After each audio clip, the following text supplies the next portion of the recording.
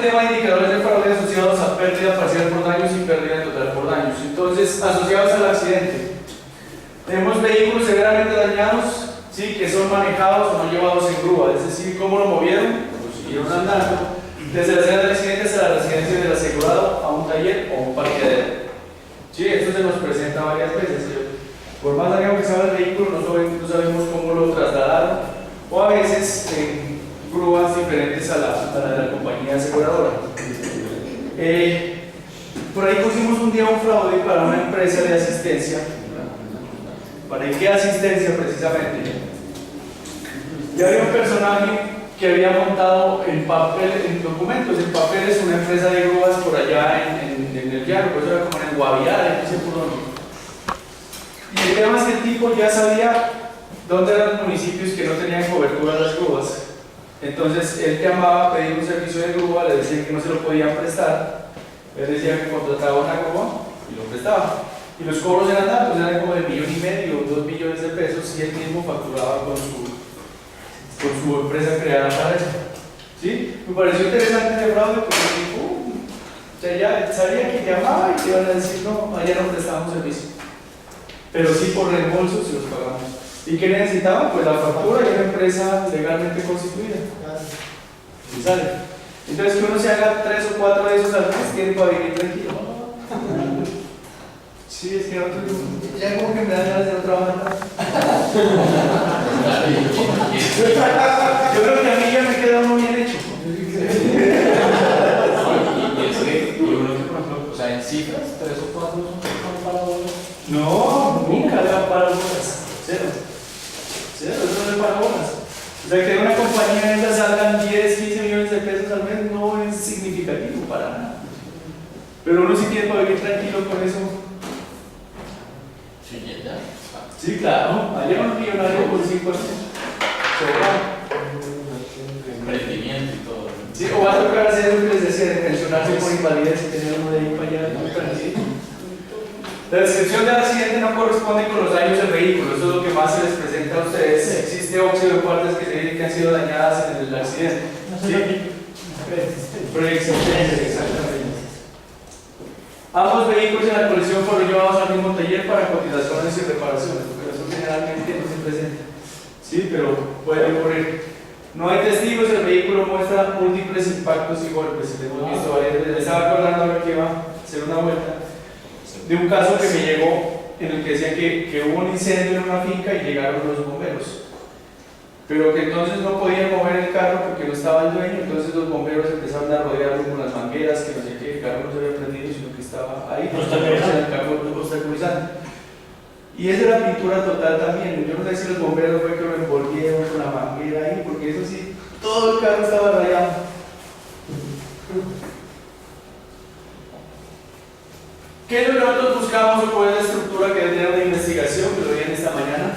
La plena identificación del vehículo, ¿sí? La verificación de informe de accidente y documentos. En esto hemos encontrado mucho tema de fraude, demasiado. Porque ¿qué es lo que está pasando? Que se lavan los informes, es decir, hay un informe, ya tienen un informe blanco, lo que deben llenarlo con los datos que se necesitan. U otra situación peor, que es el policía de tránsito se presta para eso. Yo les contaba de un fraude de accidentes de tránsito en RC, en motos, que cogimos un agente de tránsito de Cali que se prestaba para todos. Misteriosamente todas las motos de alto cilindraje por RC con el mismo policía de tránsito. Y los informes estaban radicados en tránsito, o sea, eran legales, materialmente legales, sí, ideológicamente falsos. Es válido un informe de tránsito con tachaduras en la placa, enmendados. Por ejemplo, el policía escribe la placa, se equivocó, tachó y volvió a escribir. No, tendrían que anularlo y volver a hacer otro. Sí, obligatoriamente. Como la factura. O anexan un documento explicando eso. Generalmente le hacen notas, pero lo que pasa es que la nota se la puede hacer cualquier persona. Si ese es el problema con los informes de accidente. Ahora, conseguir un informe de accidente, la copia no es fácil. ¿Sí? Se la pueden demorar años. A nosotros nos toca tener contactos en las secretarías de tránsito o un policía judicial y mandarlo ya que busquen unos libros. Entonces le entregan, ahí están los de enero a junio, busquen. Y lo que hace el trabajito es buscarlo porque no hay otra opción, ¿sí? Pero esto se nos ha presentado para múltiples fraudes. Medicación circunstancias de tiempo, modo y lugar, obviamente es lo que hace el investigador, verificar que sea en el tiempo por el tema de cobertura, fechas, modo para ver si hay algún tipo de exclusión y lugar también para determinar como la realidad.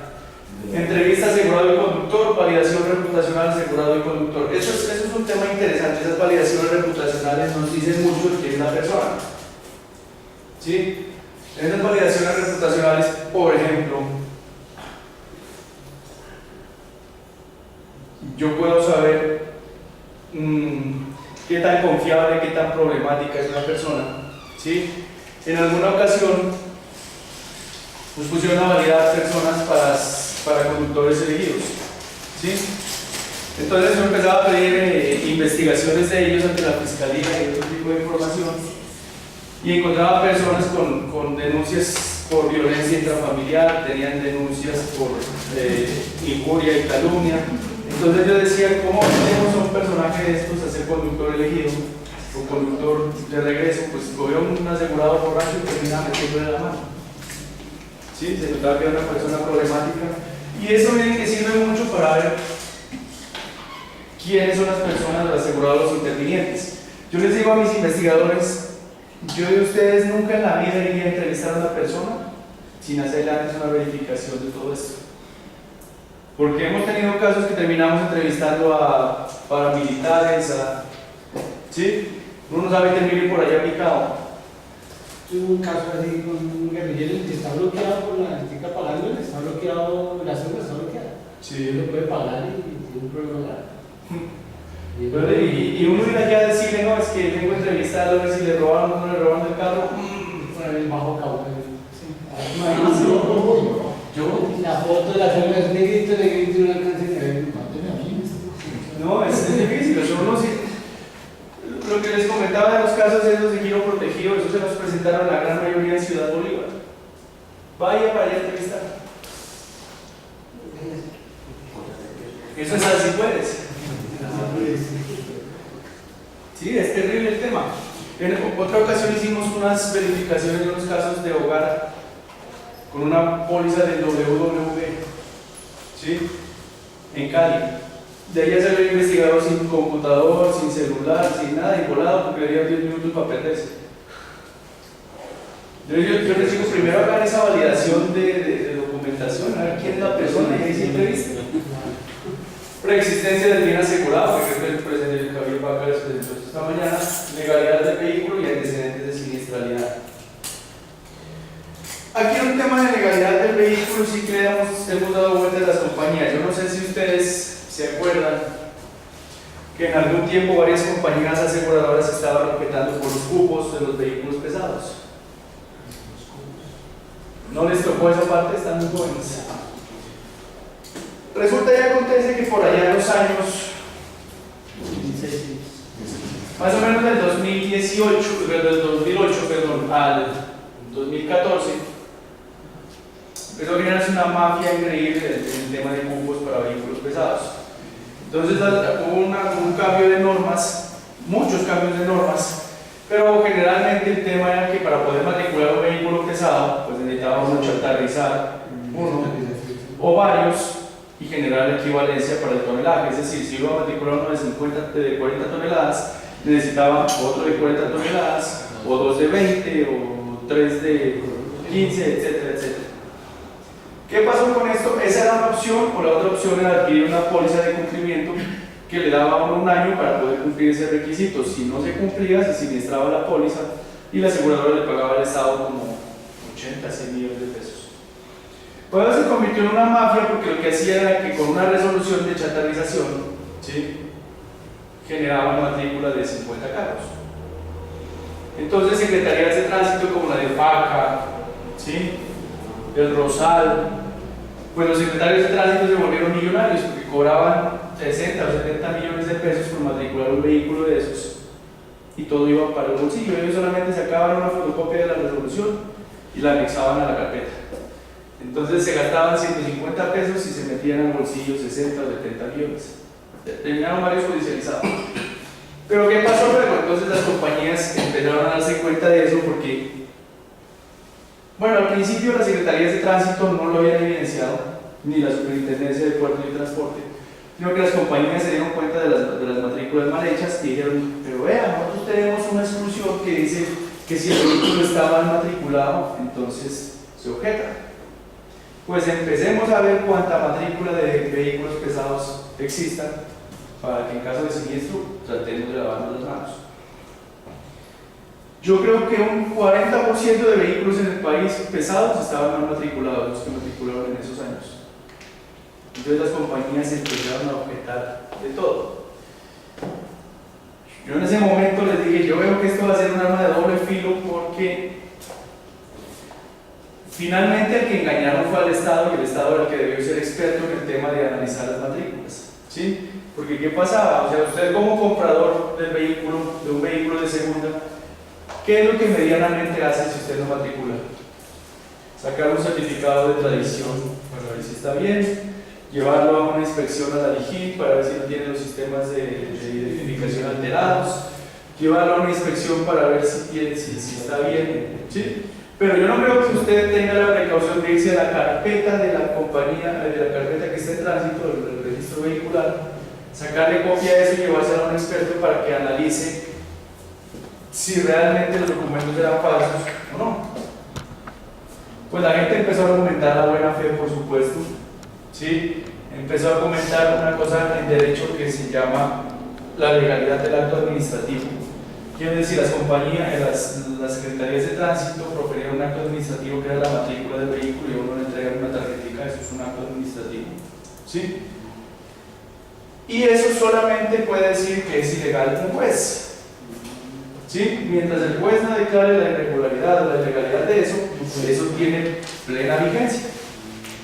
Entonces, por ahí empezaron a decir a las compañías, bueno, ¿y ustedes son jueces para decir que el vehículo está mal matriculado? Y se les empezaron a caer esas matrículas. Las compañías pagaron un montón de plata por eso, pero un montón de plata. ¿Sí? Y ahorita ustedes encuentran en la página del ministerio una lista que tiene más o menos 1.600 vehículos mal matriculados que el ministerio le dijo a los propietarios, miren, yo creo que fue en 2017 y parte de 2018, les digo, tienen un año para sanear esto. Si no logran sanear esto, ¿sí? Los vehículos se quedan sin matrícula y las anulamos. Pues sanear es que les tocaba pagar entre 100 y 120 millones de pesos para sanear un buco. Y eso es mucha plata, creo que se sanearon como 4 de los 1.600. ¿Sí? Entonces todos esos vehículos se quedaron sin matrícula. Y eso es tener usted 40 toneladas de chatarra, porque no lo puede matricular de otra forma, ya no lo puede sanear, ya no puede hacer nada. Pues ¿qué están haciendo los propietarios? Siguen andando así, hasta donde caiga. Sí, por eso cómo dejar un vehículo pesado sin andar. Exactamente, que esté pagando, que esté. Ahora hubo un negocio bien tenaz con los leasing, porque los leasing le entregaban, o sea, ellos se encargaban de matricular el vehículo, ellos no le daban a uno vaya y matricule con su tramitador, nada, sino que ya había un serrucho entre los leasing, entre los tránsitos, entre todo el mundo, y que terminó fregado por el propietario. Sí, pero esos temas de legalidad son bien difíciles de tratar, porque ¿cómo le exige a una persona que haga una inspección de esas en un vehículo, que analice toda la documentación, que ni siquiera los tránsitos pudieron? Sí, señor. Ahora, hubo muchos casos en que la compañía pagó el siniestro y cuando iba a tratar de hacer el traspaso le decían no, la matrícula es falsa.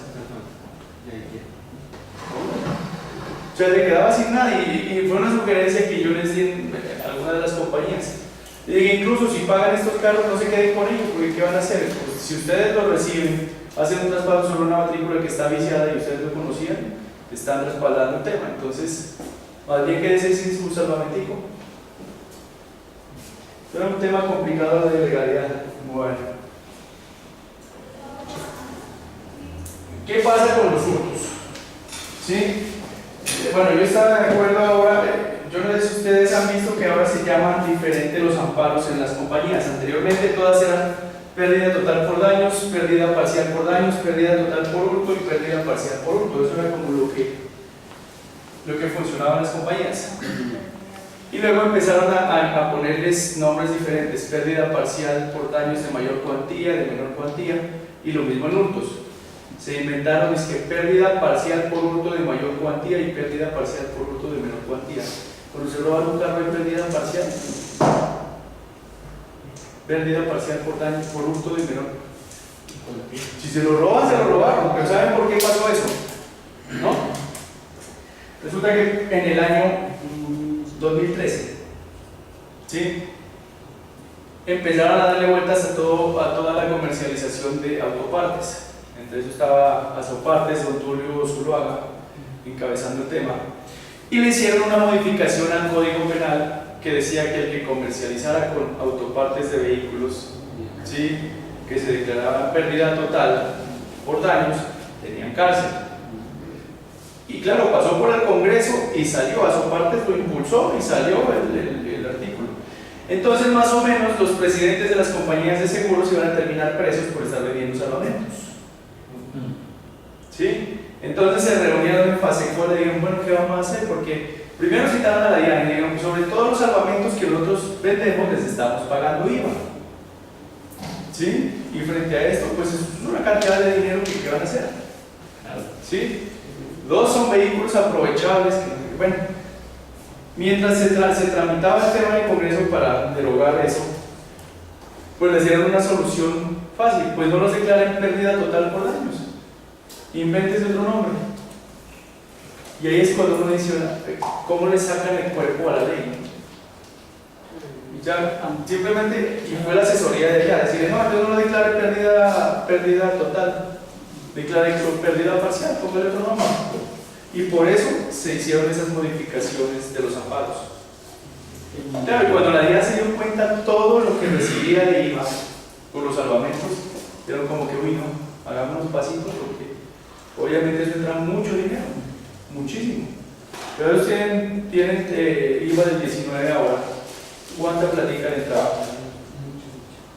Igual es que el tema de comercio de autopartes sí ha sido complicado. Sí, en la gran mayoría de países está prohibida. Acá, con tranquilidad. Yo fui a buscar el otro día un repuesto de segunda al 7 de agosto y llevaron unas bodegas gigantescas, pero una cosa. Y él decía, no, si quiere se le entrega con factura, porque todo esto es de aseguradoras, claro, o sea, no sé, legalizan una Forescape y con eso venden 50. Sí, eso. Y sacan ese talonario de facturas como de 1984 para acá y todavía tienen las partes ahí, lo que sea. Pero ni don Tulio Zuluaga ha podido, que tiene peso. Yo creo que eso ya se quedó así. Entonces, por eso, bueno, nosotros seguimos manejándonos como para efectos académicos como parcial por hurto y total por hurto. Entonces, total, cuando excede, si se le roban partes y exceden el 75%, pues se declara pérdida total por hurto. Si es de menos del 75, se considera parcial. Les hago una pregunta: ¿qué pasa cuando, aparte de que se lo roban y aparece con menos partes, aparece siniestrado en daños? ¿Cómo afectan ustedes eso? O sea, el ladrón se lo roba, lo desvalija y lo golpea. ¿Ya está pagado o sin pagar? No, sin pagar. O sea, lo encontró desvalijado y chocado. Sí, por ejemplo, cuando arrancan los computadores, que toca reparar grabados, Todo tiene que ir por hurto. Sí, exactamente. Eso es lo que peleábamos mucho, porque decía, pero es que los daños, como no, es que esto fue. Sí. Y viene una compañía que un día estaban objetando, afortunadamente no salió la carta, bendito Dios. Estaban objetando que porque la persona que conducía el vehículo no estaba autorizada por el asegurado. Pues claro que iba a estar dando autorizado y se lo robaron. Es que uno ve algunas cosas en las compañías que también dice, mierda, aquí tienen un asesorando. ¿El mago? ¿Quién es el mago? Totalmente. O sea, que le iban a consultar la licencia al ladrón también para ver si tenía. Estaba legal el mundo. Uno ve las compañías más perlas, pero salvajes. Son unas perlitas que son interesantes. Hablábamos del tema de ocurrencia que lo debatimos la clase pasada. Y yo les decía, hay libertad probatoria, ¿cierto? O sea, un hurto se puede denunciar, se puede demostrar como ustedes quieran. ¿Cómo lo estamos haciendo? Con la denuncia debidamente instaurada ante la autoridad competente. ¿Sí? Y la cuantía, pues no necesitamos probarla porque está el valor comercial del vehículo al momento del siniestro. Ahí también es pertinente analizar, no solamente el valor comercial puede ser fase colda, eso es una costumbre que tienen las compañías, pero no es el valor. Sí, si a algún asegurado se le ocurre decir que es el de la revista Motor o mandar a hacer un peritaje, pues tiene razón. Y generalmente los valores fase colda son mucho más bajos. Ahora necesitas hacer un programa de casi integraste su motor, tu carro y fase corta. Pues mucho mejor, porque realmente les estaban dando en la cabeza al asegurado. Inclusive peleaban cuando hay carros que subían y no los años para cola. Claro, es cierto. Entonces los que les pasaba eso fue de tal hurto total, no tenía por la de valor, si por algo más alto decir que no tenía actualizado. Porque hay carros que se dispararon en el precio. Para los de abajo sí, pero cuando no. ¿Cuál será para comprar uno que se le valorice? Porque estamos... Yo los que creo que se valorizan mucho son esos Toyota FJ, Los clásicos. las 4.5. Porque esas 4.5 carpadas piden 90, 100 millones de pesos. Piden mucha plata por esos carros. Y ese problema que no se pueden asegurar y se los están robando. Las Jeep Laredo, cuando empezó todo lo del gas, también estaban en 8, 9 millones de euros. Oiga, esto le cabe un tanque de gas atrás, 16, 18, una época también. Y viejas, 86, 90, esta vaina que. Es que yo le puedo meter la pipeta de plata también. Claro. Me acuerdo cuando las pick-up doble cabina no tenían pico y placa. Sí, que todo el mundo empezó a comprar esa vaina y cuando le pusieron pico y placa se fueron para el piso, porque además carros dragones grandes quedaban así. Bueno, cuando vamos a atender nosotros una pérdida parcial por hurto o pérdida total por hurto, tenemos que tener en cuenta lo siguiente. Las compañías de seguros han diseñado un formato en el cual se deben especificar las circunstancias en que se presentó el siniestro. Con base en esta declaración se inicia el proceso de indemnización. A veces ese formato es una llamada telefónica en la que el call center recibe esto. ¿Por qué lo hacemos así y no nos quedamos esperando el texto de la denuncia? Mucha gente la puede rellenar en ellos, no solamente de Por agilidad. Lo que pasa es que las compañías lo están exigiendo. Es una declaración en caliente. Exactamente, para poder confrontar qué pasa con esas declaraciones. Generalmente cuando van a presentar la denuncia se asesoran o los mismos policías los están asesorando. ¿Sí? Los mismos policías le dicen, uy hermanito, eso es un abuso de confianza, eso es una estafa, eso es... Entonces si usted dice eso, la compañía no le va a pagar. Bueno, ya les expliqué cuál es la estafa, qué tiene que ver para estafa. Pero ustedes saben cuál es el abuso de confianza. Porque generalmente las compañías de seguros no entienden la diferencia. Tenemos tres figuras: abuso de confianza, estafa, hurto agravado por la confianza. Y el hurto calificado, que es el normal. Cuando usted le roban un carro, sea la modalidad de palado, atraco, escopolamina,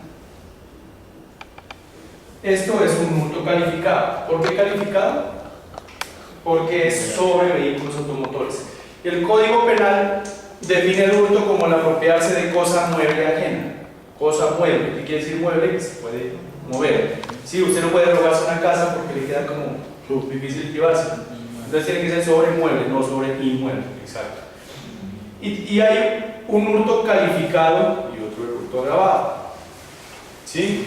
El Código Penal más o menos trae las circunstancias de agravación, que quiere decir que es más grave, que entonces tiene una pena más grande que el que, por ejemplo, es diferente si yo le saco a Miguel algo del bolsillo y él no se dio ni cuenta, a que yo lo robe con violencia.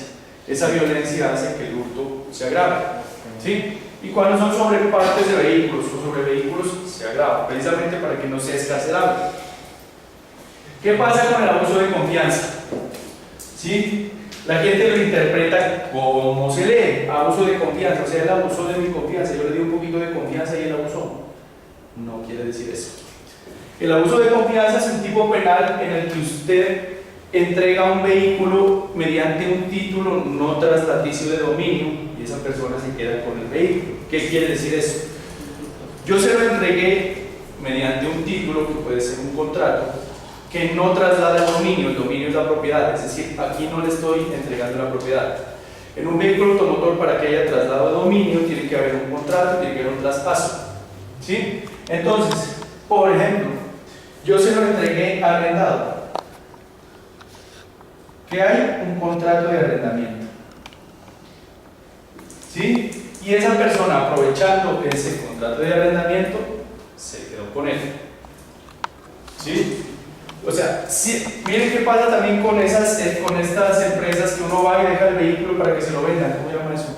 Una consignataria. Consignataria, exactamente. En esa consignataria usted firma un contrato que se llama mandato, que es más o menos un poder. ¿Usted le ha dado alguna vez un poder a una persona, a un abogado para que haga algo? ¿Sí? Más o menos en el poder usted está diciendo a quien se lo dirija: le estoy dando mi facultad de decidir y de tomar decisiones, bla, bla, bla, a este señor para que él me represente. Cuando usted cuando va a una consignataria, le entrega un mandato a ella diciéndole: mire, le estoy entregando mi carro para que ellos se encarguen de hacer los trámites de venta, ¿sí? Y ellos pueden firmar, ellos pueden hacer una cantidad de cosas, y uno les entrega todas las herramientas porque les entrega traspaso abierto, les entrega todo. Entonces hay un contrato en el que yo no les estoy entregando la propiedad, ¿sí? Les estoy entregando cualquier otra cosa diferente al dominio, y ellos aprovechan de eso y se quedan con el vehículo. Eso es un abuso de confianza realmente, ¿sí? Eso es un abuso de confianza. Ya, por ejemplo, ustedes dicen, han oído, ¿no? En el argot popular, que alguien se metió a la cosa, no sé. Resulta que Miguel invitó a unos primos a tomar trago a la casa. Y ahí Miguel se emborrachó, entonces los primos se le llevaron del carro y se lo estrellaron, o se le llevaron del carro y el equipo de sonido y no sé qué. Entonces dicen: no, denúncielos por abuso de confianza. ¿Y por qué? Pues porque usted les dio la confianza de que estuvieran allá. No, eso no funciona así, ¿sí? Así la gente lo interpreta y eso claramente no es. Entonces, frente a vehículos funciona así. Acuérdense, siempre va a haber un título no traslaticio de dominio. Entonces, siempre tiene que haber un título y ese título va a estar representado en un contrato. Ese contrato puede ser escrito o puede ser verbal, ¿sí? Pero tiene que haber un contrato en el que yo entregué el carro para una cosa y se lo quedaron. Diferencia con la estafa. En la estafa hay engaño, error y detrimento patrimonial, ¿sí? Aquí, a través de artimañas, de lo que sea, logré que la persona me entregara el carro y me quedé con él, ¿sí? Pero lo hice incurrir a él en error. Típico caso de lo que hemos visto, lo que les contaba de Uber, ¿sí? O sea, a mí me entregó voluntariamente la persona la cosa, pero por un engaño. Pensaba que iba a hacer otra cosa, lo engañé, incurrió en error y yo me quedé con el carro. Y el hurto agravado por la confianza, que también está excluido, es cuando la persona se apropia, ahí sí, aprovechando la confianza que yo le di. Entonces resulta que Jessica tiene su carro y tiene un perrito, ¿sí? Entonces Jessica se va de vacaciones para Cartagena y me dice: Luis Carlos, hágame un favor, es que yo necesito que alguien me alimente el perrito y lo saque a pasear. Yo le voy a dejar las llaves de mi casa, ¿sí? Para que usted vaya y me pase el perro. Entonces yo voy a sacar a Firulais y encuentro las llaves de la camioneta de Jessica. Y digo: ay, ve, tan chévere, me la llevé y me la robé, ¿sí? ahí sí hay un hurto agravado por la confianza. ¿Qué confianza tenía Jessica? Que Jessica dice es que Luis Carlos tiene mi confianza porque trabajamos juntos hace 5 años, él ha venido muchas veces a mi casa, o es mi primo, o es mi hermano, o es. ¿Sí? Entonces ahí se configura un hurto agravado por la confianza que está excluido. ¿Qué pasa entonces en estos casos? Lo que hace el policía es asesorar para que quede acá como hurto calificado o agravado, ¿sí? Que no haya ni hurto agravado por la confianza, ni estafa, ni abuso de confianza, porque si hay una de esas tres, no paga, ¿sí? Entonces ahí viene el tema. Diga que dejó el carro parqueado ahí y se lo llevaron. Entonces empezamos a investigar viendo el tema de llaves codificadas, ¿sí? Que ustedes yo creo que lo conocen mejor que nosotros, ¿sí? Yo no sé si ustedes conocen un tipo que tiene un negocio acá que se llama Llaves y Suministros. Bueno, es un negocio aquí en Bogotá y yo pienso que es la persona que más sabe a nivel de Colombia del tema de llaves. Ese tipo es un monstruo. O sea, le hemos llevado llaves que dicen que no las clonan, que nada, y él dice, sí, en 15 minutos. Y la clonan. Y va y se la entrega, ¿sí? Hay otros casos en los que dicen, no, eso lo puedo hacer, pero tiene que traer un carro. ¿Y cuánto se demora? Media hora. Y lo hace. Hay otras que sí, muy pocas, dicen, no, no puedo. Pero el tipo es un monstruo, ¿sí? Entonces empiezan a salir los mitos de cómo se roban los carros. Entonces hablan que con una tablet clonan, sí se puede, él ya no lo hizo. En algunos casos, no todos los modelos, no todas las líneas, no todo, ¿sí? Tengo un investigador que trajo de China un aparato ahí para clonar las llaves, algunas con una seguridad no tan avanzada, lo trajo de China como en 600.000 pesos. Sí, y uno lo pone ahí, le dice tan, y acá pone una llave en blanco, listo, se fue. En Cali, ¿cuál es el concesionario que iba más grande?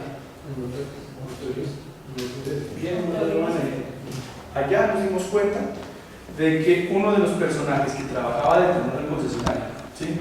Un personaje que trabajaba dentro, bueno, voy a contar qué pasó y por qué nos dimos cuenta. Misteriosamente, la guía es la línea más hurtada en Cali. Lo que más se roban en Cali es guía. Pero misteriosamente se roban los que tienen entre 1.000 y 6.000 kilómetros. Nuevecitos, ¿sí? Nuevos. Y empezamos a ver videos que nos compartían de cómo llega la persona, abre la puerta, se monta y se va. O sea, con la llave. ¿Sí? ¿Qué empezamos a encontrar? Pues que todos esos carros tenían mantenimientos de 1.000 kilómetros o de 5.000 kilómetros en los motores. Nosotros trabajamos con Sigini. Empezaron a interceptar líneas, a ver todo el tema.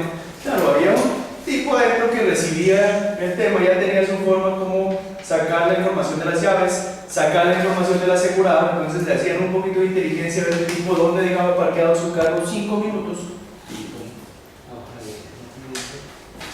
¿Sí? Y eso puede pasar, o sea, cuando usted lleva un carro a mantenimiento de 1.000 kilómetros, pues usted es el concesionario, yo dejo la llave. Dejo mis datos, señor, me llama cuando esté listo. ¿Sí? Tenían toda la información de todo. Y ahí empezamos a analizar el tema de llaves codificadas con Sigini. Ese señor que les digo de llaves y suministros, él nos decía, en mi concepto se puede casi todos para robarse. Porque, por ejemplo, nosotros escribíamos a Chevrolet y decían, no, el carro solamente prende con la llave original. ¿Sí? Después, cuando ellos los llamaron al juicio, llegó un perito y le dijo, no, tal vez sí se puede clonar. Cuando ya habíamos objetado por el tema de llave original. ¿Sí? Y empezamos a encontrar otras modalidades de fraude. Entonces, por aquí está un tema que dice información sobre segunda llave. Cuando usted le roban un carro, el investigador llega y le dice, señor, ¿cómo fue su hurto? Al lado. Entonces usted debe tener 2 llavecitas, me hace el favor y me las entrega. ¿Sí? Pero resulta que el investigador coge las llaves del carro y le dice, ya, se las recibe, ya echa el bolsillo y se va. Cadena de custodia se perdió. ¿Sí? Cuando llega y nos entrega las 2 llaves, nosotros las metemos en el aparatico lector y resulta que son diferentes. ¿Sí? O la una es solo un coco y no tiene el transporte. Claro, y a uno lo enreda porque uno ve dos llaves igualitas. ¿Sí?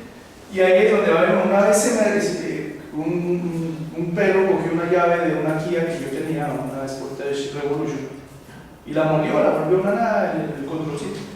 ¿Sí? Y lo pedí por Amazon y me llegó completico, solamente lo abrí, saqué, puse y cerré. Y quedó al pelo. A veces venía llave navaja. Entonces saqué la viejita y le puse la navaja. Sí, al revés.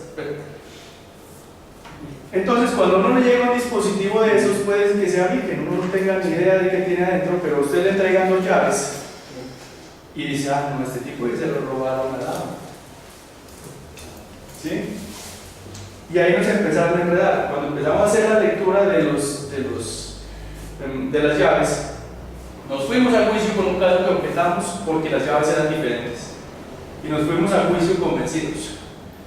Llegamos al juicio y el abogado del asegurado nos dijo, señores, ¿dónde está la cadena de custodia de las llaves?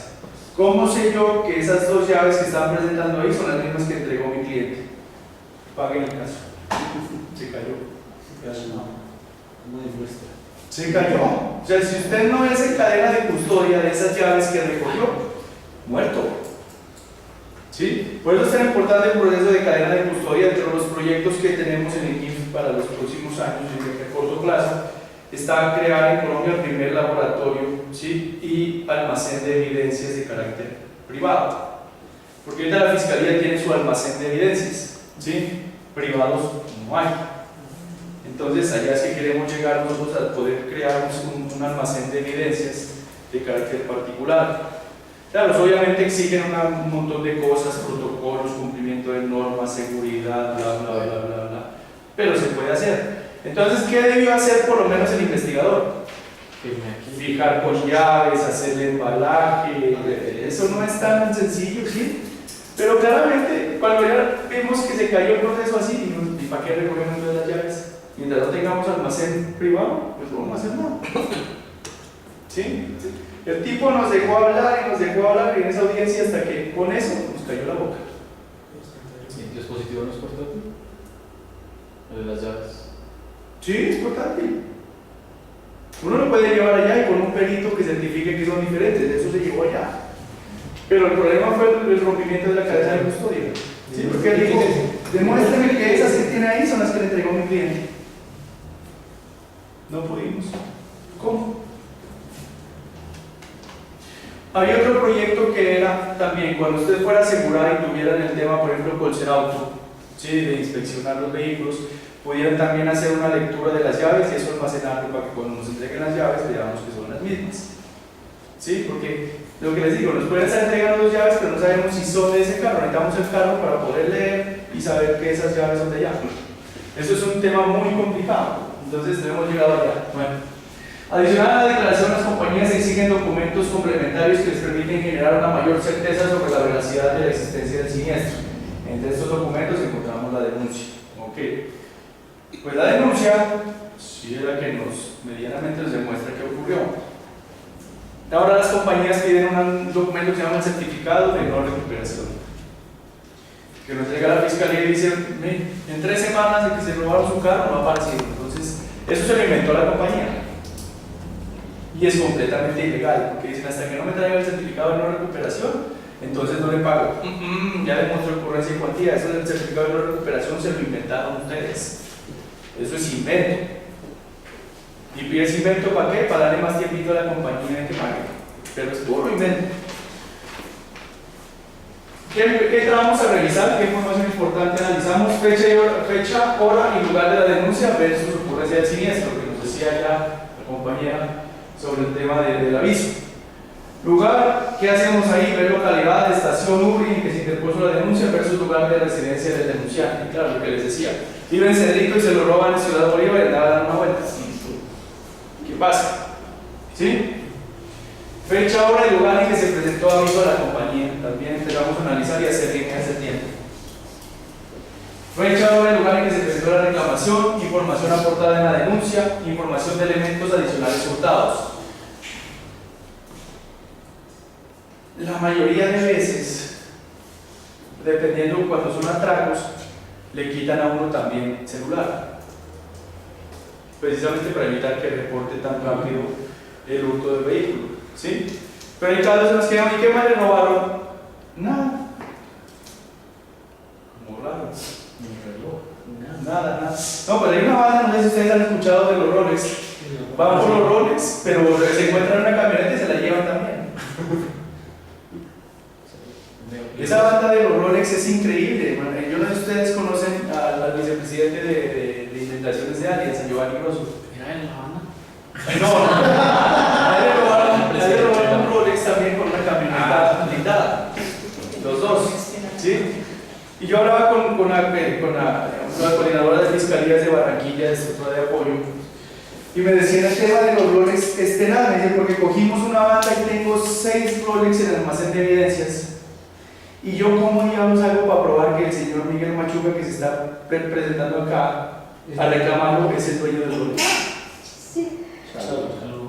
Eso no lleva a un sistema de identificación, claro, es un modelo, ¿sí? Le dicen, no, es el Rolex K2433 blanco, ¿sí? Yo, ¿cómo hago para entregárselo a este señor un Rolex de 60 millones de pesos? Si yo no sé si es él. Que Mondragón también tan futbolista. Creo que usted no me debe reclamar por eso, porque me parece muy... Maneja un sistema de grabación. Cuando vende un reloj, lleva una numeración y por lo general graba nombre y apellido de la persona en la parte de la mica.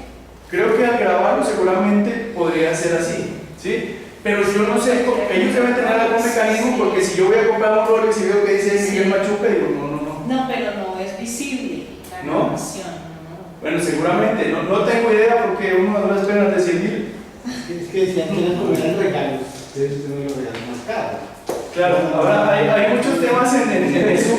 Y ella me decía, mire, ¿cómo va a ser bueno esto si en el mercado negro un reloj de 60 millones de pesos usted lo compra en 15? Entonces, pero esa gente sí robaba y si se encontraba la camioneta con el Rolex se la llevaba. Esos eran poderosos. Información sobre sistemas de seguridad del vehículo, ¿sí? Pues que hemos visto que el tema de sistemas de seguridad sí que lo han alterado. Todo lo que es ubicación satelital, pues el otro día en una Kenworth P800 encontramos un bloqueador de señal así como de 12 antenas. O sea, lo montan allá y eso acaba con la señal de GPS, de lo que sea. El cazador, pues hasta ahora ha funcionado, ¿no? Porque ese sí es un tema que ni siquiera uno sabe dónde va instalado, que se activa solamente cuando se lo roban a uno y reporta, y que entonces ellos lo consiguen a través de una señal de radiofrecuencia, no sé qué. La caja negra. Sí, es una cosa así. Ese ha sido efectivo porque el resto todos los están bloqueando. O sea, con bloqueadores de señal. De hecho, el otro día estaba viendo en Mercado Libre un bloqueador de señal que uno conecta al encendedor del carro. ¿Sí? Porque entonces el otro día hablaba con un amigo que quería meter un carro a hacer Uber y decía, pues es que me estaban contando que uno, o sea, que hace monitoreo, pero que ya los Uber también le meten, los conductores le meten el sistema y bloquean. El sistema vale, el aparatico ese vale como 90.000 pesos. Entonces con eso conecta y bloquea. Claro, si les tienen GPS en el carro, la señora o algo, y listo. Y la información sobre la segunda llave, como les digo, el tema de la segunda llave se volvió complejo. A nosotros nos daba mucha información, nos sirvió para objetar una cantidad de casos, pero se está devolviendo. Porque ¿qué decían en algún momento? No, es que vehículo con llave codificada nunca puede ser alado. ¿Y si llegan en una grúa no se lo pueden llevar? Puede que no pase fácilmente. Pero si yo soy contraparte, le digo, claro que se lo pueden llevar. ¿Y si llega una grúa no se lo llevan? Y eso en Cali, por ejemplo, objetaban muchos, porque no sé si ustedes saben que cuando juegan partidos en el Pascual Guerrero, la gente parquea a los alrededores y por lo menos en un domingo se roban 4 carros. De ahí. ¿Sí? Y empiezan a analizar el perfil de las personas que les roban. Y uno dice, sí, no, esta persona no puede haber desaparecido el vehículo. Chalá, me entrega 2 llaves, se los están llevando, y es porque sí pueden clonar, lo que les decía. Ese señor llaves y suministros dice que los clona. Dicen otro, que no sé si se dan cuenta ustedes que son más técnicos de acá, que puede haber un dispositivo que usted activa la alarma, ¿sí? Y cuando activa la alarma le roba la señal. Entonces que luego lo que hacen es que con el aparatico van allá adentro, lo abren. No sé qué tan cierto sea, pero sí, aquí tecnología para robar lo que tenemos. Ya no se funciona, porque usted se queda las llaves adentro, a ver si lo logra ver. ¿Cuáles son los indicadores de fraude en pérdidas parciales por hurto y totales por hurto? Como las anteriores, están asociados a la denuncia, a la póliza, a la compra, al vehículo, al asegurado o al hecho. ¿Cuáles están asociados a la denuncia y qué debemos tener en cuenta?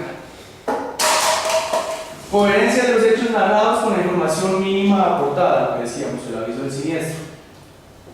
La hora y la fecha de la denuncia debe tener relación directa con la hora y la fecha en que ocurrió el hurto. De lo contrario, el denunciante debe presentar la justificación para que esto no coincida y debe relacionarse con su lugar de vivienda. Si no hay su concordancia, surge un primer indicador. Generalmente uno espera que el hurto de un vehículo se denuncie el mismo día o a más tardar al día siguiente. ¿Sí?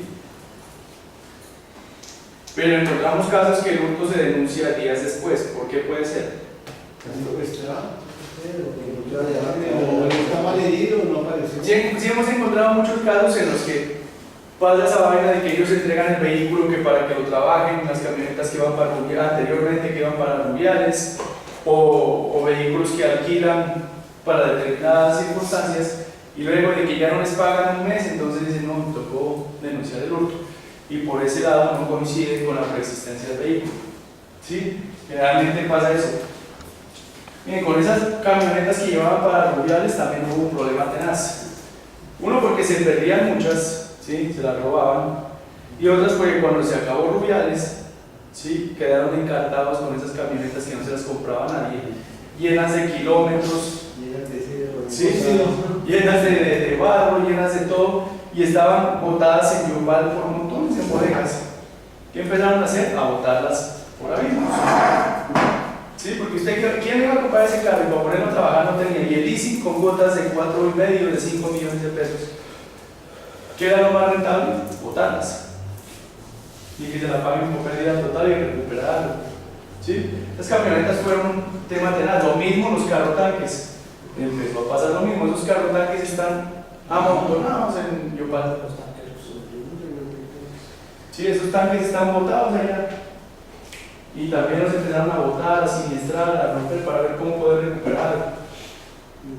Si previo a la presentación de la reclamación se dio aviso a la compañía, debe compararse con la hora y fecha en que se presentó. Miren, no he visto la primera compañía aseguradora y les hemos hecho 1000 veces las sugerencias, y es que el analista debería tener acceso inmediato a las grabaciones del call center.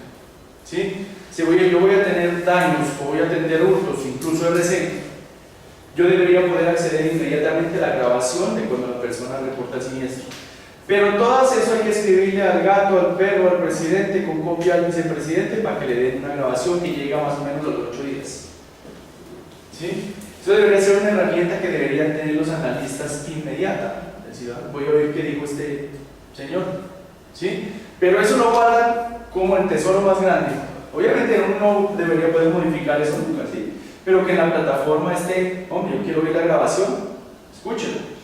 Yo he peleado mucho con sus amigos de Bolívar, porque ellos inventaron eso, el voice stress.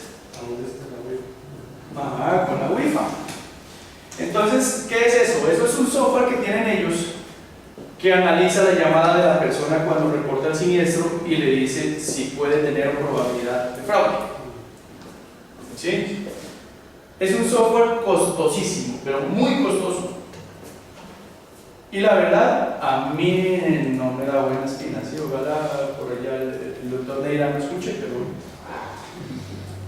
porque a mí me parece terrible. Yo le he hecho pruebas, incluso pues, con sus amigos Erwin, Gonzalo, con todos ellos le hemos hecho pruebas. Porque, por ejemplo, el otro día me salió un caso no confiable de un árbol que se cayó sobre el carro. Estaban las fotos del palo ese encima del carro, lo acabó con una tormenta. ¿Por qué salió el tema de alerta, ¿sí? De no confiable?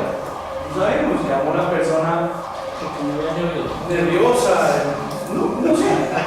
Pero bueno, a mí no me preocupan tanto los casos así, porque, o sea, me mandan a investigar 100 casos, pues yo les digo, miren, de esos 100, la verdad es que fraude fueron 2. ¿Qué quiere decir? Que el filtro no me está haciendo bien allá. Pero todos los que sí son fraude se pasan, ¿qué?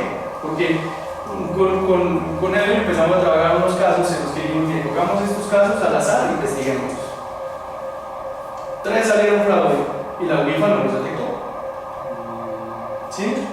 Es que es difícil, o sea, usted puede poner a llamar a su intermediario que sabe de la vaina, puede poner a llamar. Ahora, si le roban el carro a un conductor y llaman al asegurado, pues el asegurado, quién sabe si puede estar más nervioso o más tranquilo o más lo que sea. No sea el mismo. Exactamente. Puede pasar de manera como ejemplo, digamos, de voz en internet. Pues ese tiene de largo como de ancho el tema de la poligrafía. Yo siempre he pensado que la poligrafía es buena siempre y cuando la haga una persona que sepa y que aplique los protocolos. Pero por ejemplo esas poligrafías preempleo, no sé si ustedes hacen poligrafías. ¿Sí? Esas poligrafías preempleo que se las sacan en 15 minutos, eso no sirve para nada. Una poligrafía bien hecha son 2 horas ahí clavado. 2 horas ahí. ¿Sí? Entonces, eso puede servir. Ahora hay otra herramienta que se llama el IDTech. No sé si ya los pasaron por ahí. Ese es chévere porque es una reglita así que lo ponen a hablar. Y esta vaina empieza a leer los movimientos microscópicos del ojo. Entonces me explicaba el comercial de ella. Cuando usted está diciendo mentiras, usted tiene que fabricar en su cabeza una cantidad de cosas diferente a cuando lo recuerda. ¿Sí? Y al estar fabricando eso en su cabeza, necesita el cerebro más irrigación de sangre. Y se hace un esfuerzo mayor que cuando usted recuerda algo que ya pasó. ¿Sí? Entonces, esa irrigación de sangre hace que tenga movimiento el ojo, etc. Y eso predetecta el movimiento y me dice que si está o no está mintiendo. ¿Qué tan cierto? No sé. ¿Sí? ¿No lo vendemos? Sí, dice la verdad, como si él escuchara. Pero depende de la izquierda a la derecha, eso cambia, es mentira, ¿verdad? Eso es difícil. Ahora, por ejemplo, claro que hay formas de engañar al gobierno, ¿sí? Pero tampoco es que sean fáciles. Porque de mitos hay lo que sea. Métase una puntilla en el pie cuando le preguntan, aprieta, ¿sí? Tome ribotril. A veces llega ya. El poligrafista, si sabe el tema, se va a dar cuenta. No puede pasar ahorita. ¿Sí? Yo me acuerdo una vez que cogimos un fraude interno de una compañía de seguros, pasamos a una vieja a la poligrafía, se les corrían los sensores de todo lo que sudaba. Ya sabíamos que la vieja